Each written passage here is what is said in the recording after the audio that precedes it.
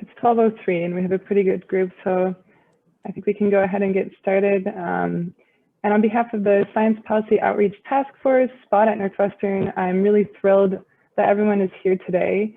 This is kind of the inauguration of our science diplomacy series of talks, of which you're the first, and we're really excited about that, and hopefully won't be the last.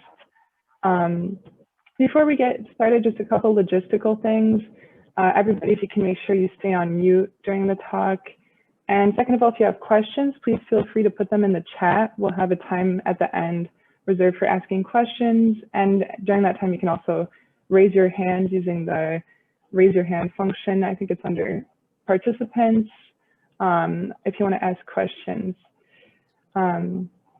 So I'm really thrilled today to have Fadila Boughanemi. I first met her at the Malta 9 conference in Malta, and she was delivering greetings to participants from 15 Middle East countries and Morocco, alongside the president of the Republic of Malta at the time. And Fadila is the deputy head of unit for Asia, Africa, and Middle East and North Africa at the European Commission Directorate General for Research and Innovation. And today she's going to talk to us about EU international cooperation strategy in research and innovation, a contribution to science diplomacy, and she'll be particularly focusing on Africa and MENA countries. So without further ado, Fadila, I'll hand it over to you and let me share the screen.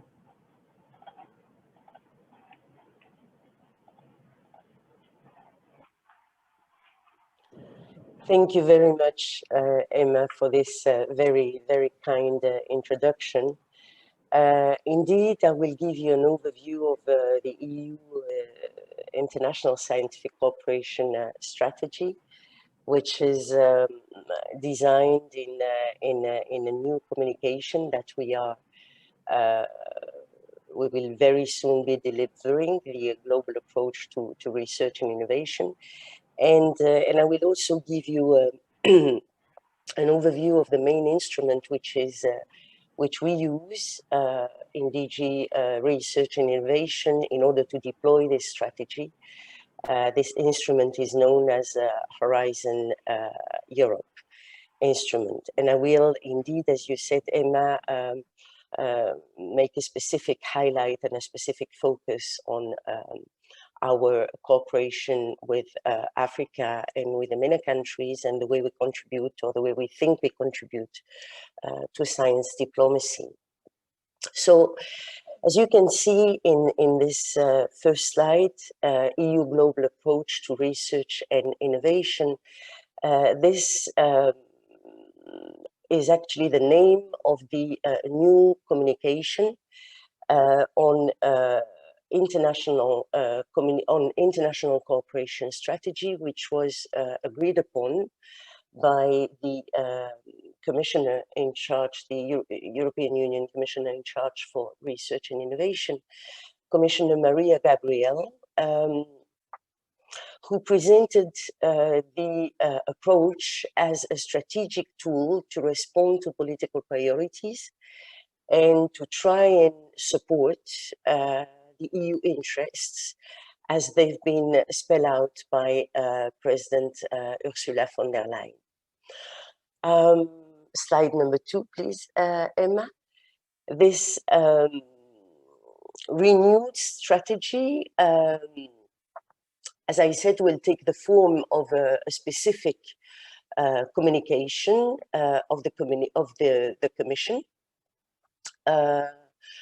which will set out an approach that focuses on new priorities, that will remind a bit more the EU priorities as well, that will promote multilateralism, and that will also try and align with the EU-wide geo priorities. As I said, the communication is currently under development. It is planned to be adopted in April. Next slide, please, Emma.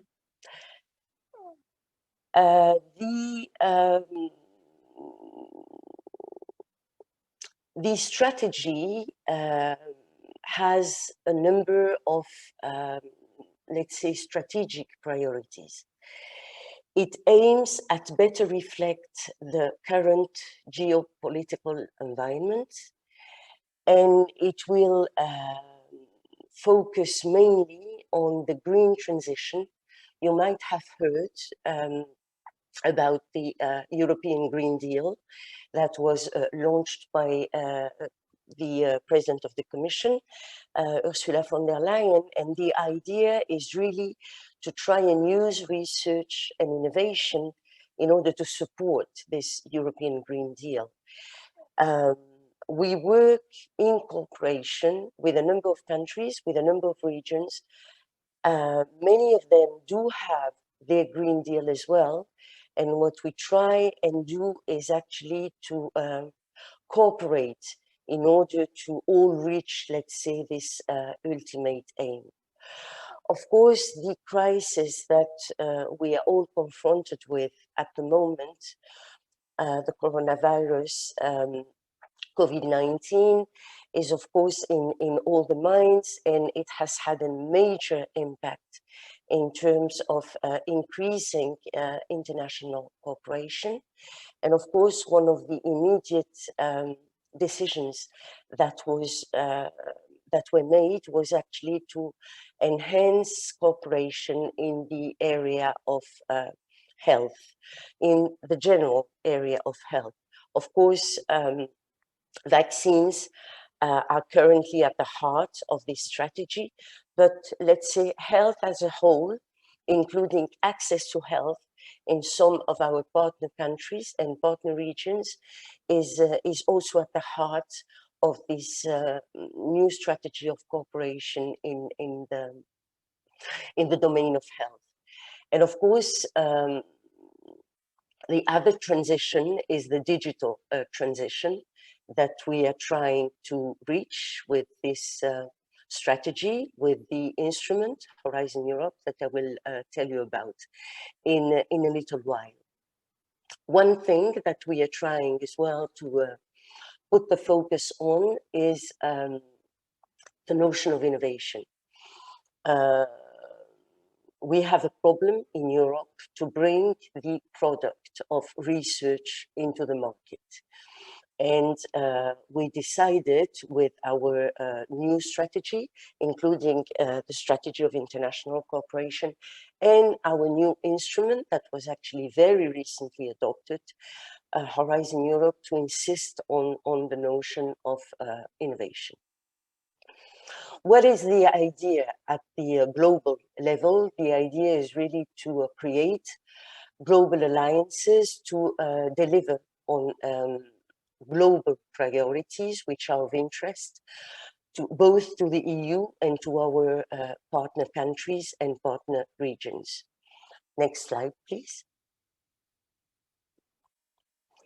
So I would like to give you now some examples of these, let's say, global partnerships that I was mentioning. These are just examples of international platform, international fora in which the European Commission is participating. Some of them have actually been launched by us, and in some others we participate. If I think about the United States, I can quote, for example, I can take as one of the example Mission Innovation, which is a joint effort by more than 20 countries, amongst which, as I said, the United States, to double clean energy research and development and bring it from $15 to $30 billion in order to really enable research and development on clean renewable energies. These are major investments in clean energy, and the idea, of course, is to try and leverage further private public investments, of course, because these kind of research need very, very serious and very massive investment. Another of this global platform, of this global initiatives that one could think about and that you have here on this slide as an example is the Group on Earth Observation, which is an international partnership that works to improve availability, access and use to open Earth observations, including satellite imagery, remote sensing, and in situ data, in order to impact policy and decision-making in a very, very wide range of sectors. The DG for which I'm working, DG Research and Innovation, and South Africa have been co-chairing this platform for a couple of years. It is a very important platform. Of course, you also have the EDCTP that you can see under Global Health title. EDCTP stands for European and Developing Countries Clinical Trial Partnership. This is a major partnership which is actually trying to fight against the 3 diseases linked to, that we called so far linked to poverty, that is to say TB, malaria, and HIV/AIDS. Of course, as you may imagine, we have, considering the pandemic that we are currently hit with, we are deploying the EDCTP, we have deployed the EDCTP to participate into international fora that have been used to actually look for vaccines. So these are just a couple of few examples that one could think about that illustrate for you the global approach that has been the approach that we have had so far, because not everything is totally new in this global approach and in this new communication that I am telling you about. Lots of our strategy actually remains and will be enhanced. And one of them is this will to try and enhance multilateralism and try and make sure that the EU is participating into international fora and into international scientific platform, even though, of course, and I will come back to that in a moment, even though we do have as well, and we will continue to have, of course, and we will even enhance this approach, we do have some bilateral cooperation agreements in research and innovation with a number of countries. Next slide, please. So what we would like to try and do is to strengthen the international reach of research and innovation to levels that go actually above what we observed in the previous framework program. For the ones amongst you who are a little bit familiar with our main instrument, you know that our previous and actually current, because the projects which we are supporting, many of them are still going on and will go on for another couple of years, is called Horizon 2020. So it comes to an end, let's say, in 2020, and it is now replaced with a new program called Horizon Europe. The idea is really to strengthen international cooperation and make sure that it is even stronger in the future program, in the one that we start right now, than in the previous one. In the same time, we would like to try and be a little bit more selective, so to say, and make sure that EU interests are also ensured. We want, for example, to try and ensure that there is a reciprocity including in scientific cooperation. We also, as I said, would like to establish ambitious international initiatives and international partnerships with key partner countries and key partner regions. And of course, we would like to start with our neighbors, that is to say, the neighborhood, the South neighborhood, the so-called MENA countries, Middle East and neighborhood countries, the Western Balkans, and Africa. We would also like to try and make a better use of research, innovation, and scientific diplomacy as instruments of soft power to support the EU foreign policy. This for us is extremely important. We consider that science and innovation, that scientific cooperation should be the area where cooperation remains when sometimes it happens, cooperation fails in other areas. And I will give you some specific example of this approach in a minute. To this end, what we actually need to do is to improve, of course, first of all, the cooperation with our member states and strengthen the cooperation between our member states. You know, this, as you know, is the European Union.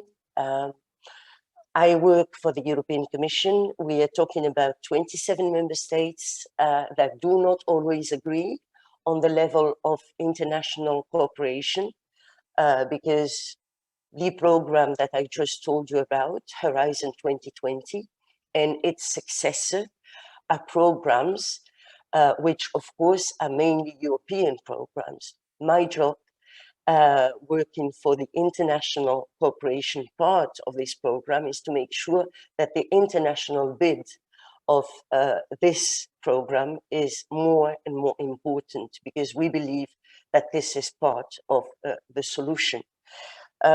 This said, as you may imagine, this is part of long discussions between member states that sometimes do not have exactly the same view on these kind of issues. So this, of course, means that we have, first of all, an internal dialogue between our member states, with our member states.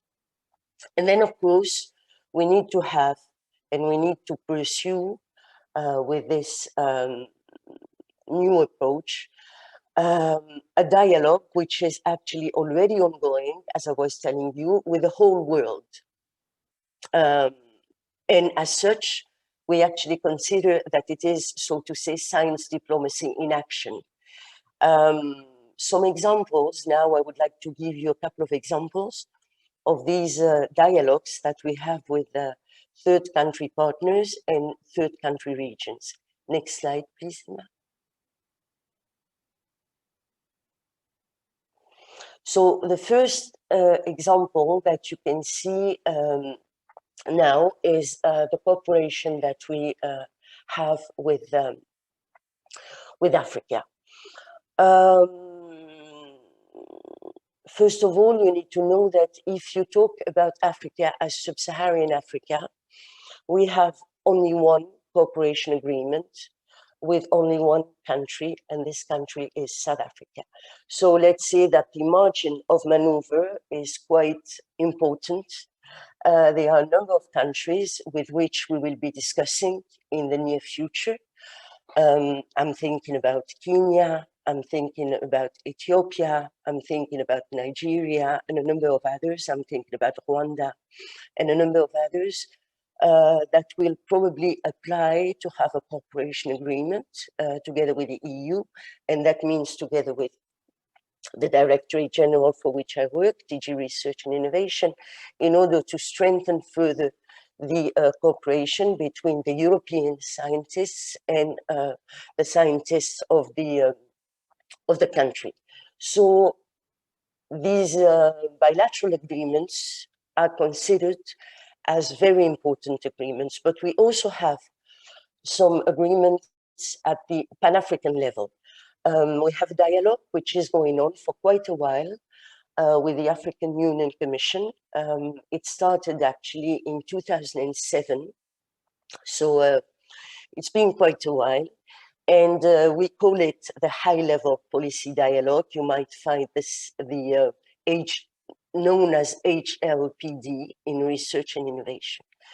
So the dialogue has actually not only been a dialogue, talking is good, but the main idea behind the talk is actually to try and have some financial support to cooperation between African researchers and European researchers. And this is exactly what we have been doing since 2007. We deployed a number of joint programs. The first one is known as the FNSSA, for Food and Nutrition Security and Sustainable Agriculture Program. It is a program in which we raised more than 600 million euros and which allows European and African scientists to work on a number of topics which are relevant to agronomic research, let's say, as a whole. There are, of course, other entry points with such topics, but this is, let's say, the general items. The second program that we developed together with our African partners is a program that deals with with climate change and clean energies. It is known as the CCSE, for Climate Change and Sustainable Energy. We launched that program 3 years ago, 5 years ago, sorry. It is less successful than the previous one, but we are working on deploying it, and especially the climate change mitigation and adaptation parts of the program. More recently, we have launched a program which is devoted to innovation. The idea being to try and boost European and African startups that actually work together on this or that topic. So this program was launched 2 years ago, and it is actually quite a successful program. I also would like to tell you that last July, despite the COVID-19 crisis, the African ministers in charge of science and technology and the European ministers in charge of science and technology have met by video conference, and for a meeting that was co-chaired by the European Commissioner in charge of Research and Innovation, Commissioner Gabriel, and her counterpart in Addis Ababa at the headquarters of the African Union Commission, Commissioner Sarah Agbor. And they both agreed to work from now on 4, let's say, general topics. The first one, and this will be not surprising, of course, to you. The first one is health. The decision was made to launch together an EU-Africa Global Health Partnership. The second initiative joins the initiative that the European Commission has itself launched last year. This is an initiative on the green transition. The third one is on innovation. And the fourth initiative is a very important one to us. It is an initiative to strengthen the capacities. And by capacities, we mean the human capacities and the, let's say, non-human capacities. And by that, we mean the infrastructures. So it is really some sort of a package that has been agreed by ministers on both sides to really focus the dialogue that we are having at the Pan-African level on these items, at least for the 2 years which are coming. At the level of our program, we are currently working on launching a call, which will be a major call that will be launched soon, and which will be cross-cutting a number of research programs that we have which are the pillars, I will show you that in a minute, of our, let's say, instrument, Horizon Europe.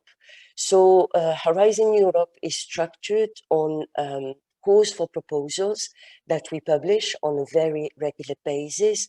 The decision was made to, within the next course that will be published in spring, to actually have a transversal Africa initiative, which will be really cross-cutting to a number of programs, from research on climate change to research on health, passing by research on materials, socioeconomic research, research on cultural heritage, gender, and so on and so forth. The amount is not known yet, but it will be quite a substantial amount of money, many 100 million euros for sure. And as I said, this is really a need for us to try and enhance the, let's say, scientific capacities of our African partners. And we can only do it if we really deploy some efforts, not only in DG Research and Innovation, but together with the Directorate General, which is in charge of development aid, because it is really an issue of advancing together, hands in hands, you know. If we believe that research and innovation is a tool for sustainable development in Europe, there is absolutely no reason to believe that it is different elsewhere. So if you go from that principle, it means that some of the development aid money needs to be used as well to create these scientific capacities where they do not exist, and enhance them where they do exist. So we work together, as I said, with the Directorate General in charge of development in order to try and reach that aim in Africa. Next slide, please.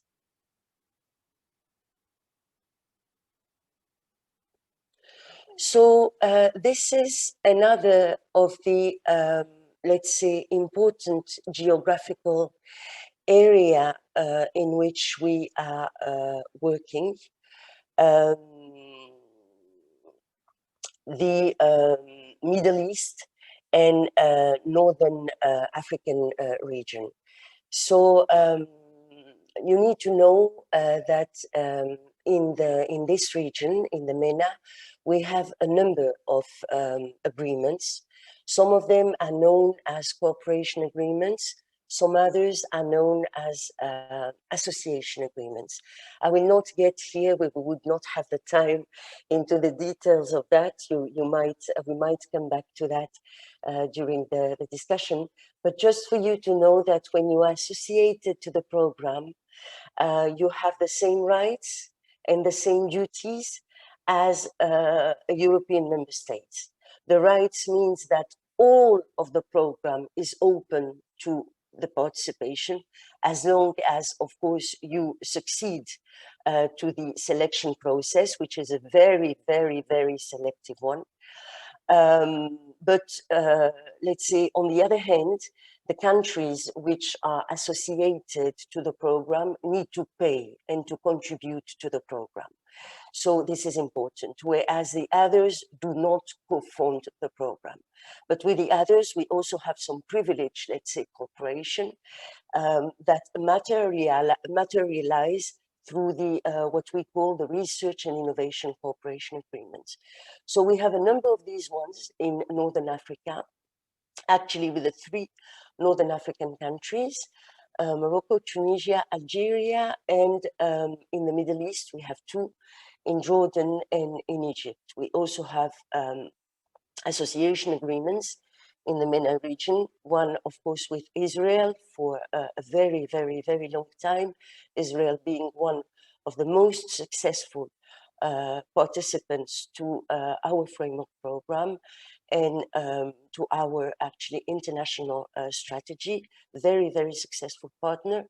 And the other associated country in the region, in the MENA region, is actually Tunisia. In terms of research and innovation cooperation in the region, you can see on this slide the areas in which we decided to, together with, let's say, our partners at the regional level, to be working together. We have 3 areas on which the ministers for research and innovation on both sides, European and the ones from the Middle East and Northern African countries, have decided to actually focus research and innovation on health, on climate change, and on renewable energies. So if you would like, this is a little bit, yes, of course, I see that I had mentioned in the slide, the synchrotron light for experimental science and applications in the Middle East. So this is what we consider here at the Commission as one of the examples of science diplomacy. As many of you know, this is, let's say, one of the very few projects in the region today where there is, let's say, a continuation of a transnational dialogue in a region where this dialogue is, as you know very well, quite difficult. So even if, to be extremely frank, the participation of the European Commission to Sesame is extremely modest, we consider that it is, let's say, one of the good examples of what the Commission could do and should do in the region. But this is only one of the examples. I mean, as I said, we consider that cooperation by itself in the areas of health, in the areas of energy, in the areas of chemistry, in the areas of physics, of nanotechnologies, in whatever area, in, of course, the socio-economic area, political science, of course, amongst others, but whatever area you might think about, we really take it as science diplomacy, the simple fact to cooperate. To us, it is extremely, extremely important. I give you just one example of that, and we go to the next slide. One example of that is that I remember a couple of years ago, I was in Cairo, in Egypt, and we have a science counselor based in Cairo to explain to the Egyptian community the possibility for them to cooperate with European scientists. And I remember the head of the EU delegation there was telling me that research and innovation was the only area where there was still a possibility, you know, during a couple of years ago, the period was quite difficult, where it was the only area where there was still a possibility of dialogue, and a dialogue that has never been interrupted. So this is, let's say, what we mean by our modest contribution to science diplomacy. But we certainly don't do enough, and we certainly should be able to do more in the future.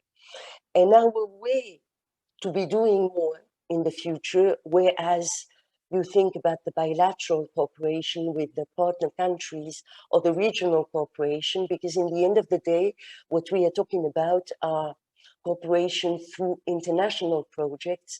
Our main instrument, and now we go to the next slide, please, is the Horizon, the instrument that we call Horizon Europe. So this is a program of about 100 billion euros, which is lasting from 2021 to 2027. It is structured, as you can see on this slide, on 3 main pillars. The first one is about scientific excellence. We call it excellent science. It's the pillar where we fund our European Research Council. We call it a European Research Council, but it is, from many ways, a very, very international council. And many scientists from many countries, whether I think about the United States, or if I think of an associated country to the program, Israel, do cooperate with the Europeans through this program. It is also the program where we deploy fellowships for young researchers, doctoral researchers, postdoc as well. Then you can see the second pillar. This pillar, and I will go a bit quicker, I see that time flies. This pillar is based on research programs, as you can see, from health to food, bioeconomy, and natural resources. You have a number of research programs in which are declined into calls for proposals on a very regular basis. And then you have the pillar 3, which is about innovative Europe, which is the pillar where we actually try and strengthen the industry and our, let's say, economic environment, including the R&D in the small and medium enterprises. This is an area which is very, very European, but there is as well an international part in it. So this altogether, if you'd like, is the framework program, which is mainly built on calls for proposals, which are regularly published. So regularly you have calls for proposals which are published through these different programs, and in which European researchers, of course, but also researchers from the whole world can actually participate. And we actually encourage you very much to participate. Next slide, please. So, as I said, the program is open. It is generally open. Let me be very honest and not tell you lies. There are parts of the program which are not completely open to the rest of the world. It is important for you to know. But a lot of what I presented to you is actually open and is worth having a look at. Moreover, so the first course will be published in April of this year, and a number of work programs, a number of these courses will include topics that will actually target international cooperation. Next slide, please. And these topics, as you can see, we will have through the various schools that I told you about very quickly, sorry. Through the various schools, in all these research programs, you will have a number of topics that actually 120, we counted them because we lobbied for them, so we know them well, in a number of regions with which we have partners, and with which we would like to continue working in Africa on health, on climate, on environment, on renewable energy, on food, with the USA, of course, on renewable energy, on the future internet, on transport, with Japan on the same areas, with Latin America region on areas such as biodiversity, with, of course, the neighborhood countries, we talked about it, on areas such as water, such as biodiversity as well. So, as I said, the work programs are currently under preparation, actually, to be honest, under finalization. They will be published in April. To be very honest, the success rate is extremely low. I want to be honest, but many scientists from all over the world succeed actually making it, so there is no reason that you shouldn't. So I do encourage you to actually have a look at this program, and do not hesitate to, you know, try and network, try and lobby and apply. And then next slide, and I will, I think, stop there by thanking you very, very much for your kind attention. And I am, of course, at your disposal for questions that you might have. Thank you. Thank you so much. Thank you for this wonderful talk.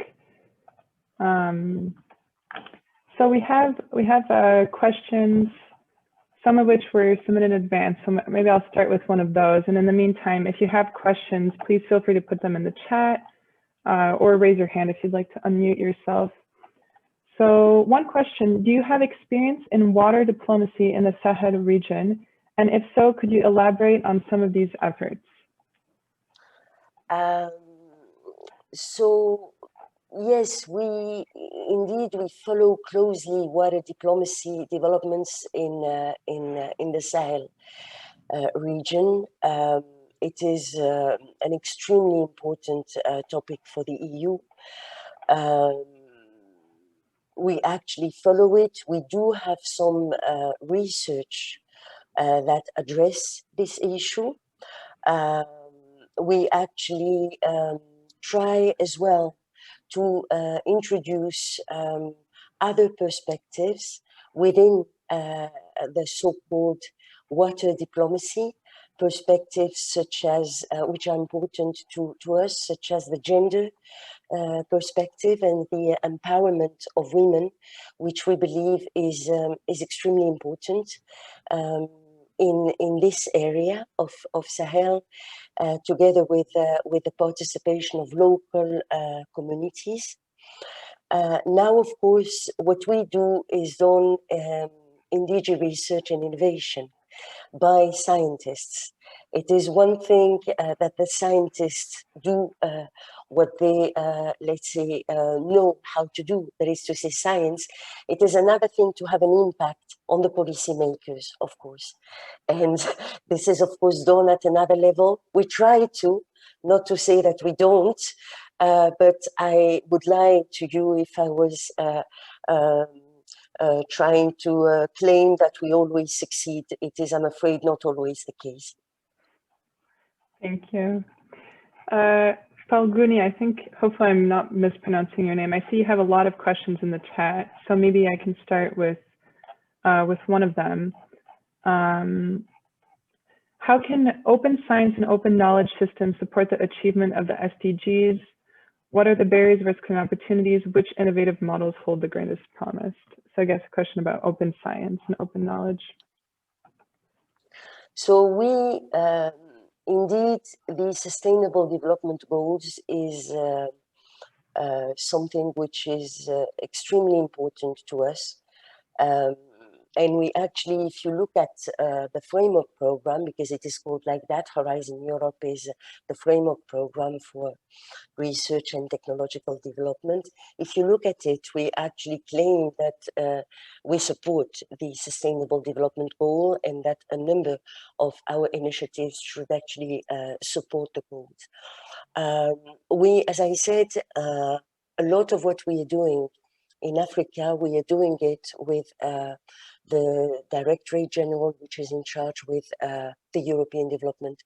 And for us, it is extremely important because we want to make sure that the, let's say, our African partners have an access to science, African partners, but not only, and this is what we call open science, actually a full access to scientific results.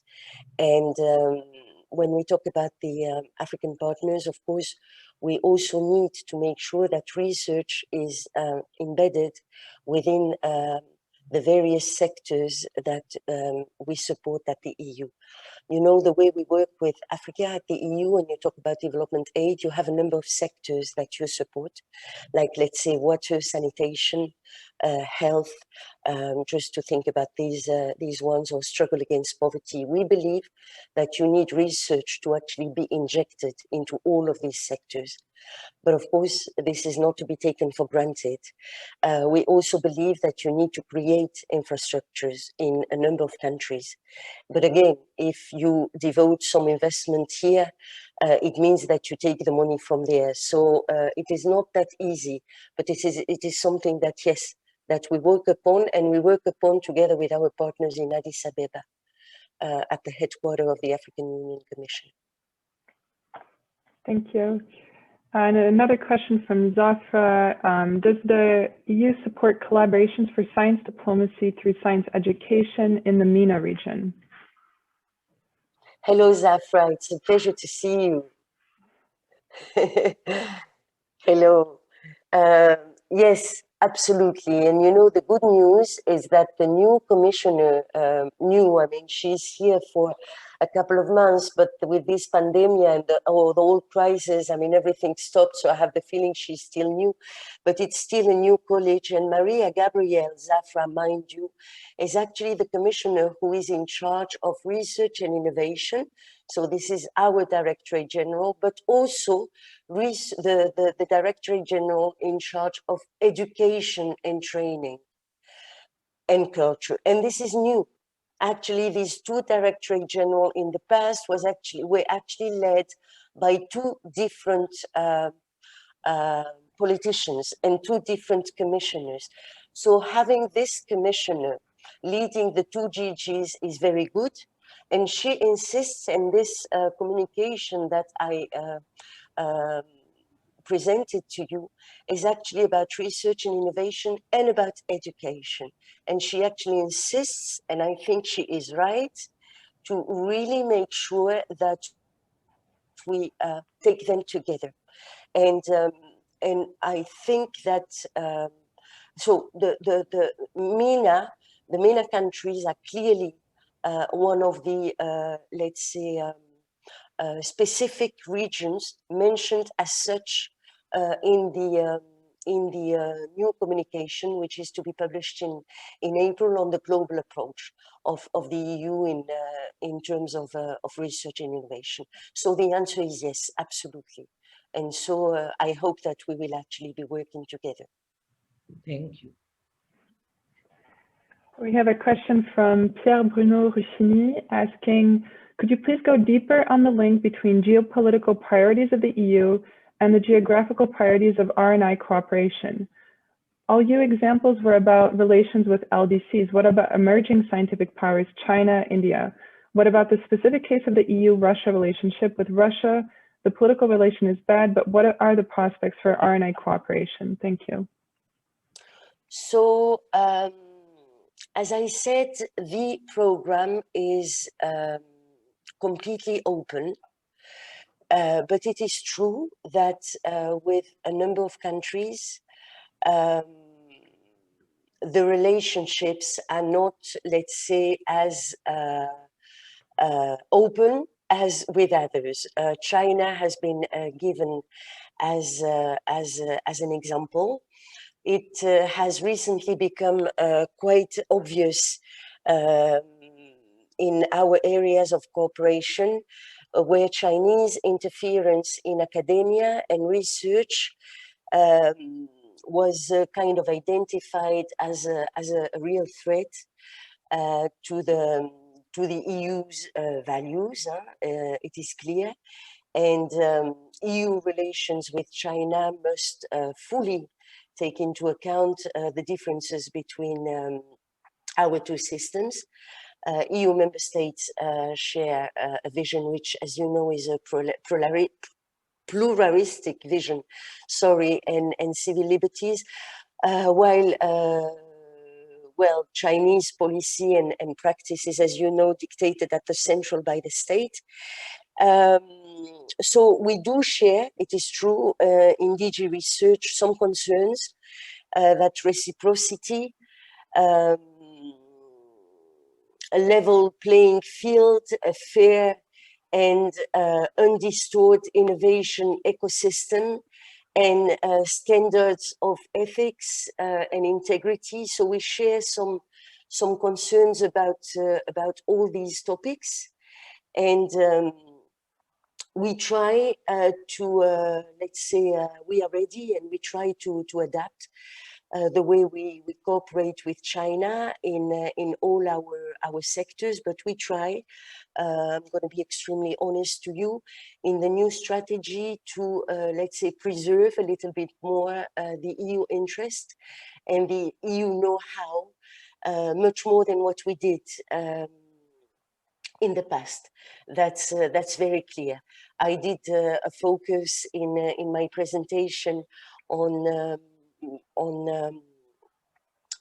the Middle East and on Africa, but indeed the relationship is not, let's say, as smooth. Let's put it like that in other parts of the world. When you take Russia, it has been quite smooth despite the whole situation. There again, the cooperation, let's say, between the European scientists and the Russian scientists has been working quite well so far. Now, to be honest, and again, I am very extremely open, we experience some difficulties, which are very, very, let's say, recent. But it's more the difficulties which are for the bureaucrats to whom I belong, than difficulties which are for the scientists. I explain. We are talking about delays in signing or renewing a cooperation agreement between our Directorate General, which is speaking for the EU in terms of research and innovation, and our counterparts in Moscow. But that doesn't prevent the Russian scientists to actually cooperate with us. As I said, it is really about the whole world that can cooperate. The main difference between some and some others is that, and again, as a matter of transparency, we do not systematically support financially the cooperation, or let's say the participation of the scientists who are not from the EU. So if you take the scientists from the Middle East or the scientists from Africa, it is the case. But if you take scientists from other countries, such as the industrialized countries, it might be the case in some projects, but as a matter of general rule, it is not the case. So let's say for the industrialized countries and most of the emerging economies, the funds will actually come from the state itself, from which the participant comes. Whereas for the others, the EU will actually cover the expenses. Thank you. So another question that we had submitted in advance was, diplomacy and cooperation tend to be slow bureaucratic processes. Has the rapidly evolving nature of the COVID-19 pandemic taught you any useful lessons about speeding up science diplomacy? So it is true that we're usually quite slow. Very honestly, we are talking about quite a big administration, but in the case of the coronavirus pandemic crisis, I must say that we reacted quite swiftly. We organized an international pledge event in May to secure some funding for research and innovation in the field, which was followed by the World Summit for Pledges in June, which was actually co-chaired by the EU and South Africa. So the target was to raise 7.5 billion, and more than 9, actually nearly 10 billion euros were raised. So this was quite an achievement. We also used, of course, our platform, the platform that I mentioned to you, the European and Developing Countries Clinical Trial Partnership platform, in which we injected immediately 100 million euros, also to support the Coalition for Epidemic Preparedness Innovation platform. So let's say we reacted quite swiftly, and we we actually consider that the current crisis should also become an opportunity to agree on together on the intensification of cooperation in public health, research and innovation, and in human capital development, in science, advice for policy, and also in gender, in COVID-19 research and innovation. This to us is actually continues to be quite an important target. Thank you. So maybe we'll end with, I see Falguni, you've had your hand raised for a while. So one quick last question from Falguni before we let everyone go. Hey Fadila ma'am, you forgot me. You can't remember Falguni. Why? Hello, how are you?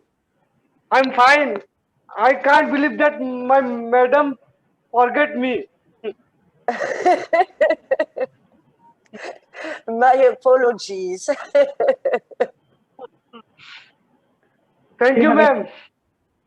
Oh, No. Actually, she is question? my madam in science diplomacy in New Horizon and G4 and 4C. Thank you.